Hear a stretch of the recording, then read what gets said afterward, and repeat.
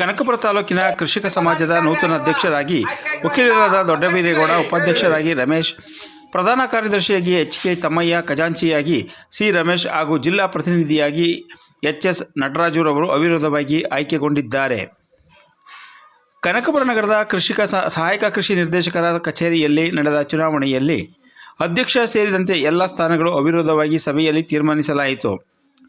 ಕನಕಪುರ ತಾಲೂಕು ಕೃಷಿಕ ಸಮಾಜದ ಕಾರ್ಯಕಾರಿ ಸಮಿತಿಗೆ ಡಿಸೆಂಬರ್ 15ರಂದು ಚುನಾವಣೆ ನಡೆದಿತ್ತು.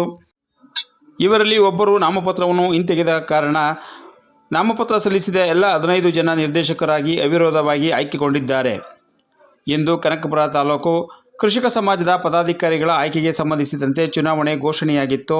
ಇವರಲ್ಲಿ ಅಧ್ಯಕ್ಷರಾಗಿ ವಕೀಲರಾದ ದೊಡ್ಡಬೀರೇಗೌಡ, ಉಪಾಧ್ಯಕ್ಷರಾಗಿ ರಮೇಶ್, ಪ್ರಧಾನ ಕಾರ್ಯದರ್ಶಿಯಾಗಿ ಎಚ್.ಕೆ. ತಮ್ಮಯ್ಯ, ಖಜಾಂಚಿಯಾಗಿ ಸಿ. ರಮೇಶ್ ಹಾಗೂ ಜಿಲ್ಲಾ ಪ್ರತಿನಿಧಿಯಾಗಿ ಎಚ್.ಎಸ್. ನಟರಾಜು ಅವಿರೋಧವಾಗಿ ಆಯ್ಕೆಗೊಂಡಿದ್ದಾರೆ ಎಂದು ಚುನಾವಣಾಧಿಕಾರಿಗಳಾದ ಕನಕಪುರ ತಾಲೂಕು ಕೃಷಿ ಇಲಾಖೆಯ ಸಹಾಯಕ ನಿರ್ದೇಶಕರಾದ ರಾಧಾಕೃಷ್ಣ ಘೋಷಣೆ ಮಾಡಿದರು. ಉಸ್ತುವಾರಿ ಮತ್ತು ಮೌಲ್ಯಮಾಪಕರಾದ ರಾಮನಗರ ಜಂಟಿ ನಿರ್ದೇಶಕರ ಕಚೇರಿಯ ಸಹಾಯಕ ಕೃಷಿ ನಿರ್ದೇಶಕರಾದ ಬಿ.ಕೆ. ವನಿತಾ ಹಾಗೂ ಸಿಬ್ಬಂದಿಗಳು ಚುನಾವಣಾ ಪ್ರಕ್ರಿಯೆಯನ್ನು ನಡೆಸಿಕೊಟ್ಟರು. ಈ ಸಂದರ್ಭದಲ್ಲಿ ಬೊಮ್ಮನಹಳ್ಳಿ ಕುಮಾರ್ ಸೇರಿದಂತೆ ಅನೇಕ ತಾಲೂಕಿನ ಗಣ್ಯರು ನೂತನ ತಂಡಕ್ಕೆ ಶುಭ ಹಾರೈಸಿದರು.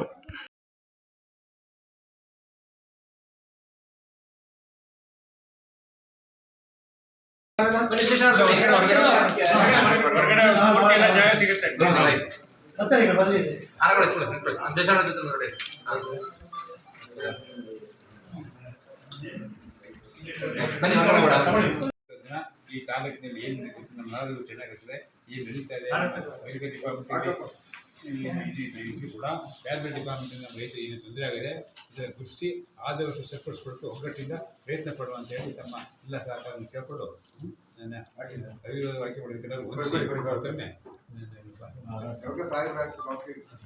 ಅಭಿನಂದನೆಗಳು. ಉಪಾಧ್ಯಕ್ಷರು ಹೇಳಿ ಸರ್, ನೀವು ಉಪಾಧ್ಯಕ್ಷರಿಂದ ಆಯ್ಕೆ ಆಗಿದ್ದಾರೆ.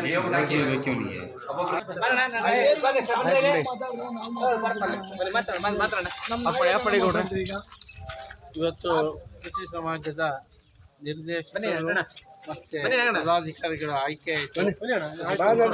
ಸುಮಾರು ದಿವಸದಿಂದ ನಿಂತೋಗಿದ್ದಂಥ ಈ ಕೃಷಿ ಸಮಾಜದ ಚುನಾವಣೆ ಇವತ್ತು ಅಸ್ತಿತ್ವಕ್ಕೆ ಬಂತು. ಅದರಿಂದ ಈಗ ನಾವು ಕೇಳ್ಕೊಳ್ಳೋದೇನು ಅಂದರೆ, ನಮ್ಮ ಈಗ ಪದಾಧಿಕಾರಿಗಳನ್ನ ಆಯ್ಕೆ ಮಾಡಿದ್ದು ನಿರ್ದೇಶಕರುಗಳ ಎಲ್ಲರೂ ಸೇರಿ ಉದ್ದೇಶ ಏನು ಬರೀ ಮೀಟಿಂಗ್ ಸೇರ್ಬಿಟ್ಟು ಎದ್ದು ಹೋಗೋದಲ್ಲ. ಅಲ್ಲಿ ಒಂದು ರೈತರ ಅನಿಸಿಕೆಗಳು ಏನಿದ್ದದು ಮತ್ತು ಅದನ್ನು ಅರ್ಥ ಮಾಡ್ಕೋಬೇಕು ಜನಗಳು ಮತ್ತು ನಮ್ಮ ಸಮಿತಿಯವರು ಅರ್ಥ ಮಾಡ್ಕೊಂಡು ಆ ಜನಗಳಿಗೆ, ರೈತರಿಗೆ ಸ್ಪಂದಿಸುವಂಥ ಕೆಲಸಗಳಿಗೆ ಓಡಾಡಬೇಕು. ಕೆಲವು ಕೆಲಸಗಳು ಸುಮ್ಮನೆ ಹಾಗೆ ಬಾಯಿನಲ್ಲಿ ಆಯಿತು ಮಾಡಿಸ್ತೀವಿ ಹೋಗಿ ಅಂತಲೇ ಯಾರೂ ಮಾಡೋಕ್ಕೆ ಬರೋದಿಲ್ಲ. ಸುಮ್ಮನೆ ಅದು ಅಲ್ದಾಟ, ಇಲ್ಲಿ ಈ ಕಡೆಯಿಂದ ಆ ಕಡೆಗೆ ಅವರು ಈಗ ಹೇಳೋರೆ ಒಬ್ಬೊಬ್ಬರು ಅಧಿಕಾರಿಗಳು ಒಂದೊಂದು ಡೈರೆಕ್ಷನ್ ಕೊಡ್ತಾ ಇದ್ದಾರೆ. ಅದೆಲ್ಲ ತಪ್ಪಬೇಕು. ಅದಕ್ಕೆ ನಮ್ಮ ಈಗ ಆಯ್ಕೆ ಆಗಿರೋಂಥವರು ನಿರ್ದೇಶಕರ ಸಹಕಾರದಿಂದ ಪೂರ್ತಿ ಜವಾಬ್ದಾರಿಯನ್ನು ತಗೊಂಡು ಅದನ್ನು ಪೂರೈಸಬೇಕು ಅಂತ ಹೇಳಿ ನನ್ನ ಮಾತನ್ನು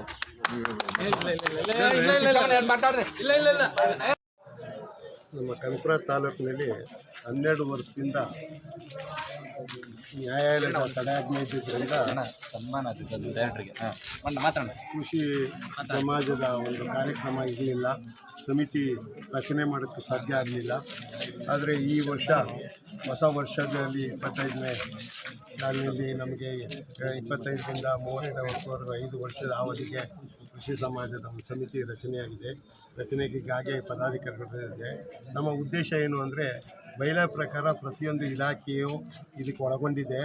ಆ ಇಲಾಖೆಯಲ್ಲಿ ಆಗ್ತಕ್ಕಂಥ ಸರ್ಕಾರದಿಂದ ಬರುವಂಥ ಸೌಲಭ್ಯಗಳನ್ನ ರೈತರಿಗೆ ತಲುಪಿಸುವ ಬಗ್ಗೆ ಪ್ರತಿಯೊಬ್ಬರು ಕಾರ್ಯಕ್ರಮ ರೂಪಿಸಿ ಇದನ್ನು ಸರ್ಕಾರಕ್ಕೆ ಇನ್ನೂ ಏನು ನಮ್ಮ ಯಾವ್ಯಾವ ಸ್ಥಳದಲ್ಲಿ ಯಾವ್ಯಾವ ರೀತಿಯ ಬೆಳೆ, ಯಾವ್ಯಾವ ರೀತಿ ಅನುಕೂಲತೆ, ಏನು ಯಾವ ರೀತಿ ಹೆಚ್ಚಿಗೆ ಸೌಲಭ್ಯವಾಗಬೇಕು, ಮತ್ತು ಆನೆ ಅವಳಿ ಮತ್ತು ಇದು ಪ್ರಕೃತಿಯ ಒಂದು ನಮಗೆ ತೊಂದರೆ ಕೊಡ್ತಾ ಇರುವಂಥ ರೈತರಿಗೆ ಅದ್ರ ಬಗ್ಗೆ ಪರಿಹಾರ, ಇವೆಲ್ಲವ ಬಗ್ಗೆ ಹೆಚ್ಚಿನ ಸೌಲಭ್ಯ ನಮ್ಮ ರೈತರಿಗೆ ಬರಬೇಕಾಗ್ತಿದೆ. ಅದರ ಬಗ್ಗೆ ನಾವು ಹೆಚ್ಚಿನ ಹೊಸ ಮಾದರಿಯಲ್ಲಿ ರೈತ ಬೇಸಾಯ ಮಾಡೋಕ್ಕೆ ಅನುಕೂಲತೆ ತಗೋಬೇಕಾಗಿದೆ. ಇದ್ರ ಬಗ್ಗೆ ನಮ್ಮ ಸಮಿತಿಯಲ್ಲಿ ಚರ್ಚಿಸಿ ಹಲವಾರು ಸೌಲಭ್ಯಗಳನ್ನು ಸರ್ಕಾರದಿಂದ ನಮಗೆ ಸರಬರಾಜಾಗೋಕ್ಕೆ ಮತ್ತು ಸಿಬ್ಬಂದಿನ ನೇಮಿಸೋಕ್ಕೆ ಮತ್ತು ನಮ್ಮ ಕಾರ್ಯಕ್ರಮ ಸರಿಯಾಗಿ ಎಲ್ಲ ಇಲಾಖೆಗಳನ್ನ ಪ್ರತಿ ಮಾಯೆ ಅಲ್ಲಿ ಏನು ನಡೀತದೆ ಅಂತ ಪ್ರೋಗ್ರೆಸ್ ರಿಪೋರ್ಟ್ ರಿಪೋರ್ಟ್ಸನ್ನೆಲ್ಲ ಈ ಬಂದು ನಮ್ಮ ಸಮಿತಿಗೆ ಮಂಡಿಸಬೇಕು. ನಾವು ಆ ಪ್ರೋಗ್ರೆಸ್ ರಿಪೋರ್ಟು ಮತ್ತು ಕಾರ್ಯಕ್ರಮ ಏನೇನಿದೆ ಆ ಕಾರ್ಯಕ್ರಮಗಳನ್ನ ಎಲ್ಲ ನಮ್ಗೆ ಒದಗಿಸಿದ್ರೆ ನಾವು ಅಧಿಕಾರಿಗಳ ಹತ್ರ ಚರ್ಚೆ ಮಾಡಿ ಕೆಲವಾರು ಇಲಾಖೆಗಳಲ್ಲಿ ನಡಿಬಾರ್ದಂಥ ಅನ್ಯಾಯಗಳು ನಡೀತವೆ ಅಂಥವನ್ನೆಲ್ಲ ತಿಳಿದಿದ್ರು. ಇವತ್ತು ಸರ್ಕಾರದಲ್ಲಿ ಕಾನೂನಿದೆ, ಈ ಇಲಾಖೆ ನಮ್ಮ ಹಿರಿಕರು ಯಾರು ಮರಣ ಹೊಂದಿದರೆ ಅದಕ್ಕೆ ಡೆತ್ ಸರ್ಟಿಫಿಕೇಟ್ನ ಕೋರ್ಟಿಂದ ತರಬಾರ್ದು, ಪಂಚನಾಮೆ ಮಾಡಬೇಕು. ಆ ಪಂಚನಾಮೆ ಮುಖಾಂತರ ಅವ್ರು ಖಾತೆ ಮಾಡ್ಕೊಳ್ಬೇಕು, ಅವ್ರ ವಂಶಕರಿಗೆ ಇರಬೇಕು ಅಂತ ಅಂದ್ರೂ ಖಾತೆ ಆಗ್ತಾಯಿಲ್ಲ. ಅದಕ್ಕೆ ಕೋರ್ಟಿಂದ ತನ್ನಿ ಅಂತ ಹೇಳಿದ್ರೆ ಉದಾಹರಣೆಗಳಿಗೆ ನಾನು ಈಗಾಗಲೇ AC ಹತ್ರ ಮಾತಾಡಿ ಅಂಥ ಕಾರ್ಯಕ್ರಮಗಳನ್ನ ಎಷ್ಟೋ ಯಾವುದೇ ಡೆತ್ ಸರ್ಟಿಫಿಕೇಟ್ ಇಲ್ಲದೆ ಎಂಡರ್ಸ್ಮೆಂಟಿನ ಮೇಲೆ ಖಾತೆ ಮಾಡಿಸ್ಕೊಡ್ತೀವಿ. ಇಂಥ ಕಾರ್ಯಕ್ರಮಗಳು ಸರ್ಕಾರದ ಕಾನೂನುಗಳು ಪ್ರತಿಯೊಬ್ಬ ರೈತನಿಗೂ ಗೊತ್ತಾಗಿ ರೈತ ಆಸ್ತಿಯ ಮೇಲೆ ಏನು ಹಕ್ಕಿದೆ ಅನ್ನೋದನ್ನ ತೋರಿಸ್ಕೊಳ್ಳೋಕ್ಕಾಗಿ ಹಲವಾರು ಇವೆ. ಇದು ಎಲ್ಲವನ್ನೂ ಈ ಸಮಯದಲ್ಲಿ ಹೇಳೋಕ್ಕಾಗಲ್ಲ. ಕಾಲಕ್ಕೆ ಸಭೆ ಸೇರಿದಾಗ ಚರ್ಚಿಸಿ ನಾನು ಹಲವಾರು ಅವರು ಎಲ್ಲ ಪದಾಧಿಕಾರಿಗಳು ಸಹಕರಿಸಿದರೆ ಆ ಇಲಾಖೆಯಲ್ಲಿ ಇರ್ತಕ್ಕಂಥ ಕಾರ್ಯಕ್ರಮಗಳನ್ನ ರೂಪಿಸೋಕ್ಕೆ ಮತ್ತು ಎಲ್ಲಿ ಅನ್ಯಾಯ ನಡೀತಿದೆ ಅದರ ಬಗ್ಗೆ ಧ್ವನಿ ಎತ್ತೋಕ್ಕೆ ಎಲ್ಲರೂ ಅವಕಾಶ ಮಾಡಿಕೊಟ್ರೆ ನಾನು ಅದ್ರ ಬಗ್ಗೆ ಹೋರಾಡಕ್ಕೆ ನಾನು ಸಿದ್ಧವಾಗಿದ್ದೇನೆ. ಆದ್ದರಿಂದ ನಾವು ಈಗಾಗಲೇ ವಯಸ್ಸುಗಳು 75 ವರ್ಷ ತುಂಬಿದ್ರು ನಾವು ಈ ರೈತರಿಗೆ ಆಗ್ತಾ ಇರೋ ಅನ್ಯಾಯ ಪ್ರತಿಯೊಬ್ಬ ಮಾನವ ಶ್ರೀಮಂತನಿಂದ ಹಿಡಿದು ಬಡವನವರೆಗೂ ಅನ್ನನೇ ತಿನ್ನಬೇಕು. ಆದರೆ ವಜ್ರ ವೈಡೂರ್ಯ ಇಟ್ಕೊಂಡಿರುವಂಥ ಸೌಲಭ್ಯ ನಮಗಿಲ್ಲ, ರಾಜಕಾರಣಿಗಳಿಗಿರುವಂಥ ಅನುಕೂಲತೆ ನಮಗೆ ರೈತನಿಗಿಲ್ಲ, ಪ್ರತಿಯೊಬ್ಬನಿಗೂ ಅನ್ನ ಕೊಡುವಂಥ ರೈತನಿಗೆ ಗೌರವ ಇಲ್ಲ. ಇದಕ್ಕಾಗಿ ನಾವು ಹೋರಾಡಬೇಕು. ನಮ್ಮ ರೈತರು ಸುಧಾ ಎಚ್ಚರಿಸ್ಕೋಬೇಕು, ರೈತರು ಬುದ್ಧಿವಂತರಾಗಬೇಕು, ಹಲವಾರು ಕಾನೂನು ಕಾಪಾಡ ತಿಳ್ಕೋಬೇಕು. ಇಂಥವಕ್ಕೆಲ್ಲ ಬಗ್ಗೆ ನಮ್ಮ ಕೃಷಿ ಸಮಾಜ ಹೆಚ್ಚಿನ ರೀತಿಯಲ್ಲಿ ಕೆಲಸ ಮಾಡಬೇಕು ಅಂತ ನನ್ನ ಪದಾಧಿಕಾರಿಗಳು ಮತ್ತು ನಮ್ಮ ನಿರ್ದೇಶಕರುಗಳು ಕೋರ್ತಾ ನಾನು ಈ ಸಮಯದಲ್ಲಿ ನನ್ನನ್ನು ಒಬ್ಬ ನಿರ್ದೇಶಕರಾಗಿ ಮಾಡಿಕೊಂಡಿದ್ದರಿಂದ ಅವ್ರಿಗೆಲ್ಲರಿಗೂ ಅಭಿನಂದಿಸಿ ನಾನು 2 ಮಾತು ಮುಗಿಸ್ತೇನೆ.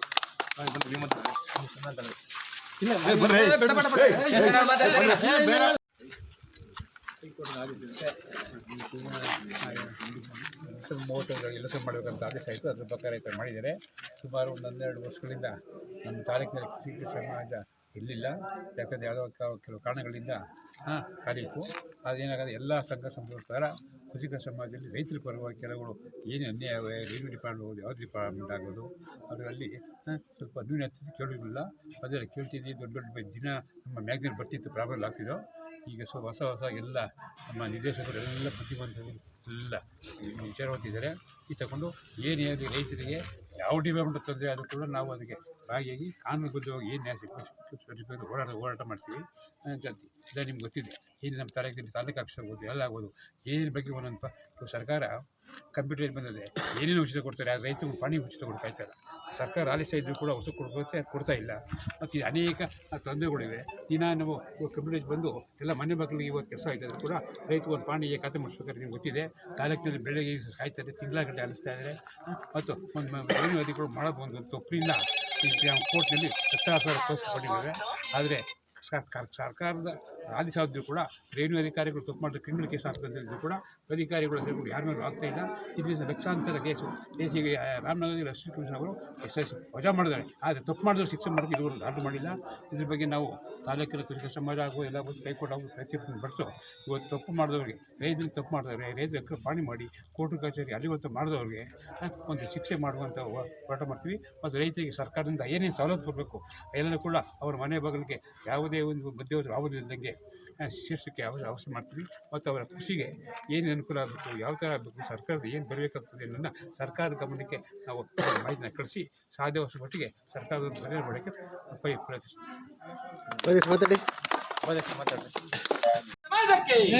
ತಾಲೂಕು ಕೃಷಿಕ ಸಮಾಜಕ್ಕೆ ಹೊರಗಡೆ ಹೋಗಿ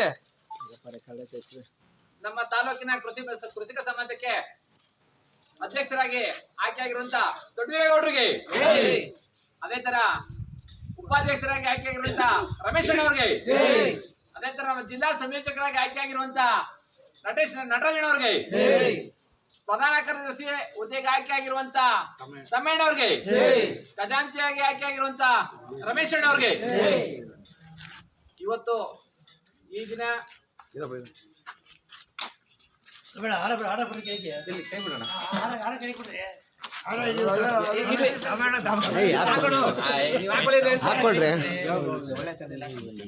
ಇವತ್ತು ಈ ದಿನ ನಮ್ಮ ತಾಲೂಕು ಕೃಷಿಕ ಸಮಾಜಕ್ಕೆ ಚುನಾವಣೆ ನಡೆದು ಸುಮಾರು 2012ನೇ ಇಸ್ವಿಲಿ ನಡೆದಿದ್ದು.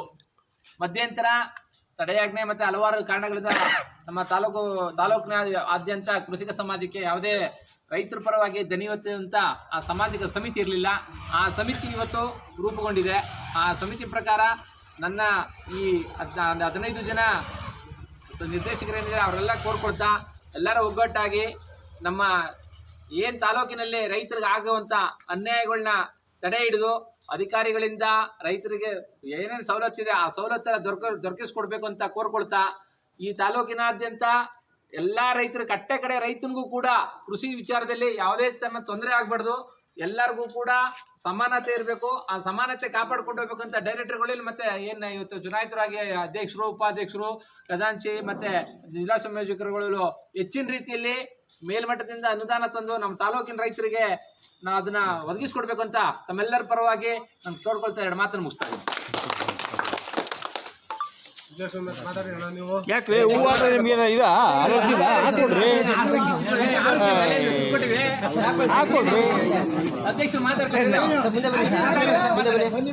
ಮುಂದೆ ಬನ್ನಿ, ಬೆಳಕು ಬನ್ನಿ, ಚೂರ ಬನ್ನಿ, ಒಳಗಡೆ ಬನ್ನಿ, ಮುಂದೆ ಬನ್ನಿ. ರಾಧಾಕೃಷ್ಣ ಅಂತೇಳಿ ಸಹಾಯಕ ಕೃಷಿ ನಿರ್ದೇಶಕರು ಕನಕಪುರ. ಕರ್ನಾಟಕ ಪ್ರದೇಶ ಕೃಷಿ ಸಮಾಜದ ಚುನಾವಣಾ ಭಾಗವಾಗಿ ಕನಕಪುರ ತಾಲೂಕು ಕೃಷಿಕ ಸಮಾಜ ಕಾರ್ಯಕಾರಿ ಸಮಿತಿಯ ಚುನಾವಣೆಯನ್ನು ದಿನಾಂಕ 15/12ಕ್ಕೆ ಹಮ್ಮಿಕೊಳ್ಳಲಾಗಿತ್ತು. ಅದರ ಪ್ರಕಾರ ನಮಗೆ 16 ಜನ ಕಾರ್ಯಕಾರಿ ಸಮಿತಿಗೆ ಉಮೇದುವಾರಿಕೆಯನ್ನು ಸಲ್ಲಿಸಿದ್ರು. ಅದರಲ್ಲಿ ಒಬ್ಬರು ವಾಪಸ್ ತಗೊಂಡು ಇನ್ನು 15 ಜನ ಕಣದಲ್ಲಿದ್ದರು. 15 ಜನ ಬೋರ್ಡ್ ಆಗಿರೋದ್ರಿಂದ ಈ 15 ಜನರ ಅವಿರೋಧವಾಗಿ ಆಯ್ಕೆ ಮಾಡಲಾಗಿತ್ತು. ಈ 15 ಜನರಲ್ಲಿ ಒಂದು ಪದಾಧಿಕಾರಿಗಳ ಚುನಾವಣೆಯನ್ನು ಇವತ್ತು ದಿನಾಂಕ 3/1/2025 ಸಹಾಯಕ ಕೃಷಿ ನೀತಿ ಕನಕಪುರ ಕಚೇರಿಯಲ್ಲಿ ಹಮ್ಮಿಕೊಳ್ಳಲಾಗಿತ್ತು. ಇದರಲ್ಲಿ ನಾವು ಈ ಪದಾಧಿಕಾರಿಗಳಿಗೆ ಅಧ್ಯಕ್ಷರು, ಉಪಾಧ್ಯಕ್ಷರು, ಪ್ರಧಾನ ಕಾರ್ಯದರ್ಶಿ, ಖಜಾಂಚಿ ಮತ್ತು ಜಿಲ್ಲಾ ಪ್ರತಿನಿಧಿ ಸ್ಥಾನಕ್ಕೆ ಚುನಾವಣೆಯನ್ನು ನಡೆಸಿದ್ದೀವಿ.